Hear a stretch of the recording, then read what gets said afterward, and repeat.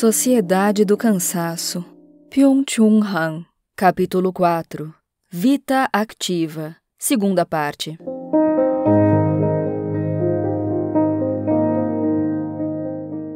Mais desnuda que a vida do Homo sacer é a vida hoje.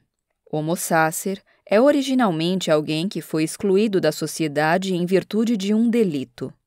Ele pode ser morto, sem que o autor seja penalizado por isso.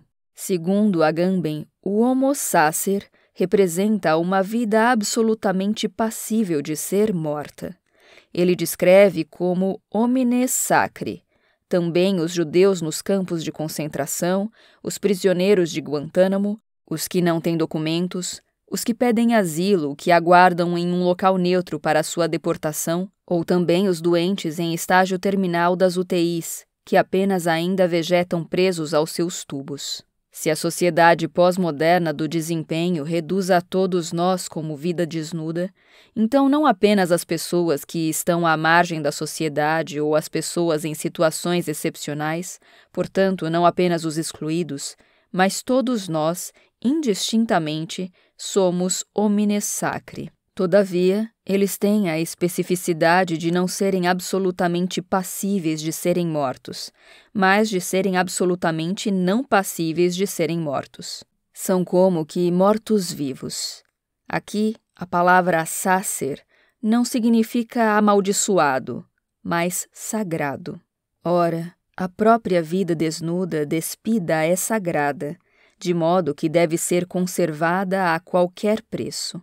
Precisamente frente à vida desnuda, que acabou se tornando radicalmente transitória, reagimos com hiperatividade, com a histeria do trabalho e da produção. Também o aceleramento de hoje tem muito a ver com a carência de ser. A sociedade do trabalho e a sociedade do desempenho não são uma sociedade livre. Elas geram novas coerções. A dialética de senhor e escravo está, não em última instância, para aquela sociedade na qual cada um é livre e que seria capaz também de ter tempo livre para o lazer. Leva, ao contrário, a uma sociedade do trabalho, na qual o próprio senhor se transformou num escravo do trabalho. Nessa sociedade coercitiva, cada um carrega consigo seu campo de trabalho. A especificidade desse campo de trabalho é que somos ao mesmo tempo prisioneiro e vigia, vítima e agressor.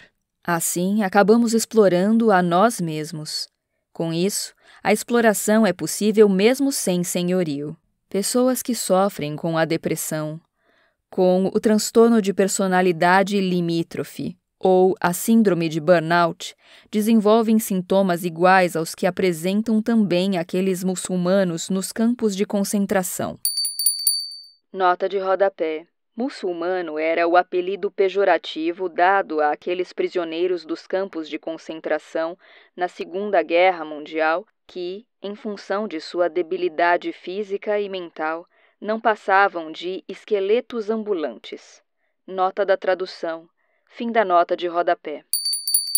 Os muçulmanos são prisioneiros fracos e consumidos, que se tornaram completamente apáticos com a depressão aguda e que nem sequer conseguem ainda distinguir entre o frio físico e o comando do guarda. Não podemos nos isentar da suspeita de que o animal laborans pós-moderno, com seus transtornos neuronais, seria também um muçulmano, com a diferença, porém, de que, diversamente do muçulmano, está bem nutrido e não raras vezes bastante obeso.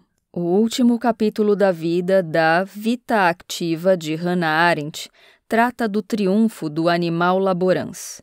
Frente a essa evolução social, Arendt não oferece nenhuma alternativa efetiva. Apenas constata, resignada, que a capacidade de agir fica restrita a poucos. Depois, nas últimas páginas de seu livro, ela conjura diretamente o pensar. O pensamento seria o que menos prejuízos teve daquela evolução social negativa. Embora o futuro do mundo não dependa do pensamento, mas do poder das pessoas que agem, o pensamento não seria irrelevante para o futuro das pessoas, Pois, dentre as atividades da vita activa, o pensamento seria a mais ativa atividade, superando todas as outras atividades quanto à pura atuação. Assim, ela encerra seu livro com as seguintes palavras. Abre aspas. Aqueles que estão familiarizados com a experiência do pensamento dificilmente deixarão de concordar com o provérbio de Cato. Abre aspas. Jamais se é tão ativo como quando visto do exterior. Aparentemente, nada se faz. Jamais se está menos só do que quando se está só na solidão consigo mesmo. Fecha aspas das duas citações. Essas frases conclusivas soam como um auxílio emergencial. O que poderá erigir aquele puro pensamento em que se pronuncia de forma a mais pura a experiência do ser ativo? Justo a ênfase no ser ativo tem muito em comum com a hiperatividade e a histeria do sujeito de desempenho pós-moderno. Também esse provérbio de Cato, com o qual Arendt encerra seu livro, está um tanto deslocado, pois em seu tratado De Re Publica, Cícero reporta-se originalmente a ele.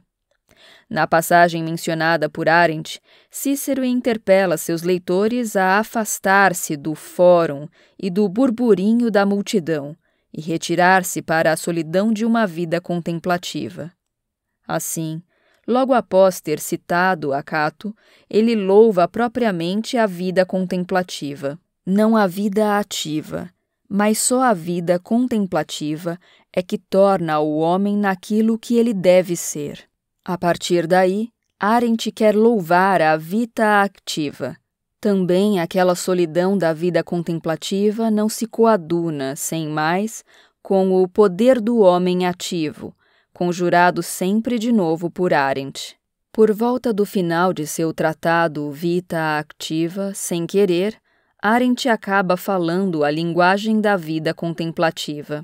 Ela não consegue ver que precisamente a perda da capacidade contemplativa, que não, por último, depende da absolutização da vita activa, é corresponsável pela histeria e nervosismo da sociedade ativa moderna.